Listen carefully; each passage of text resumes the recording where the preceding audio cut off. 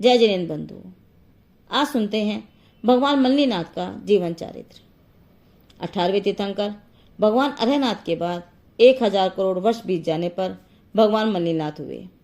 क्रमशः मल्ली कुमार ने बाल अवस्था को व्यतीत कर युवा अवस्था में पदार्पण किया।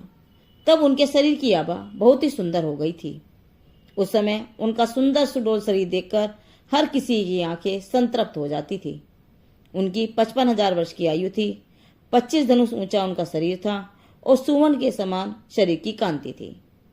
जब भगवान मल्लीनाथ की आयु 100 वर्ष की हो गई, तब उनके पिता महाराज कुंभ ने उनके विवाह की तैयारी शुरू कर दी। मल्लीनाथ के विवाह उत्सव के लिए पूर्ववासियों ने मिथिलापुरी को खूब सजाया। अपने द्वारों पर मणियों की वंदन मालाएं बांधी, भवनों की शिखर पर पताकाएं फहराई, मार्ग में सुगंधित जल सींचकर फूल बरसाए और कई तरह के वादों के शब्द से नभ को गुंजायमान कर दिया। उधर राज परिवार और पूर्ववासी विवाह उत्सव की तैयारी में लग रहे थे तथा भगवान मल्लीनाथ राजभवन के एकांत स्थान में बैठे हुए नगर की शोभा के आधार से जाति स्मृति ज्ञान आदि पूर्वक सोच रहे थे कि विवाह एक मीठा बंधन है। मनुष्य इस बंधन में फंसकर आत्म स्वतंत्रता से सर्वथा वंचित हो जाता है। तब मैं क्यों व्यर्थ ही इस जंजाल में अपने आप को फंसने दूं? मेरा विश्वास है कि विवाह मेरे उच्च विचार और उन्नत भावनाओं पर एकदम पानी फेर देगा। विवाह मेरे उन्नति के मार्ग में एक अचल पर्वत की तरह बाधक बनकर खड़ा हो जाएगा। इसीलिए मैं आज यह निश्चय करता हूं कि अब मैं इन भौतिक भोगों में आसक्त न होकर शीघ्र ही आत्मिक आनंद की प्राप्ति के लिए प्रयत्न करूंगा। उसी समय लोकांतिक देवों ने उनके उच्च आदर्श एवं विचारों का समर्थन किया, जिससे उनका वैराग्य और अधिक प्रखर हो गया।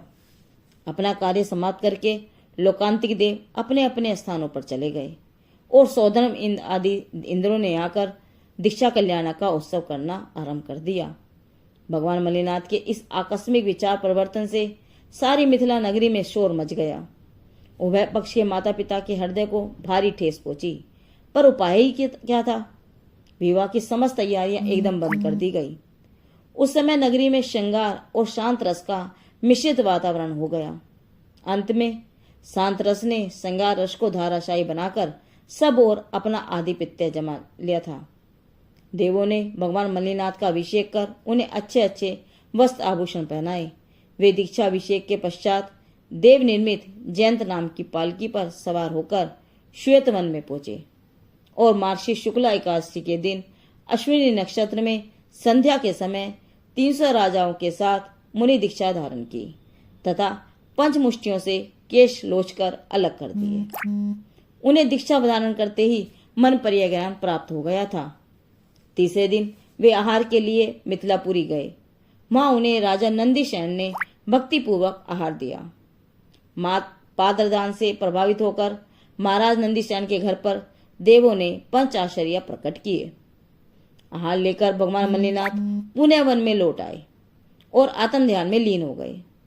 दीक्षा लेने के 6 दिन के बाद उन्हें उसी श्वेत वन में अशोक वृक्ष के नीचे मार्गशीर्ष शुक्ला एकादशी के दिन अश्विनी नक्षत्र में प्रातः काल के समय केवल ज्ञान हो गया।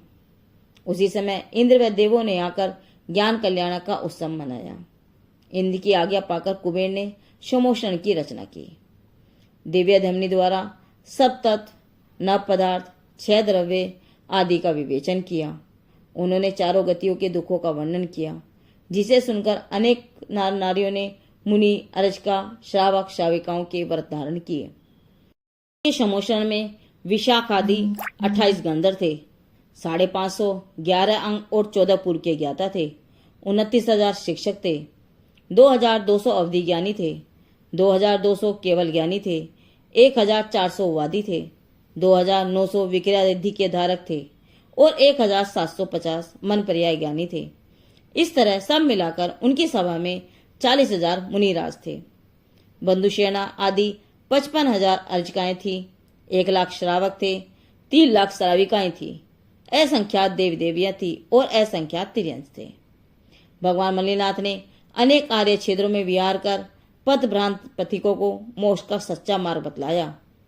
जब उनकी आयु केवल 1 माह की बाकी रह गई, तब उन्होंने श्री समेत शिखर पे पहुंचकर 5000 मुनियों के साथ प्रतिमा योग धारण कर लिया और अंत में योग निरोध कर फागुन शुक्ला पंचमी के दिन भरणी नक्षत्र में संध्या के समय कर्मों को नष्ट कर मोक्ष महल में प्रवेश किया।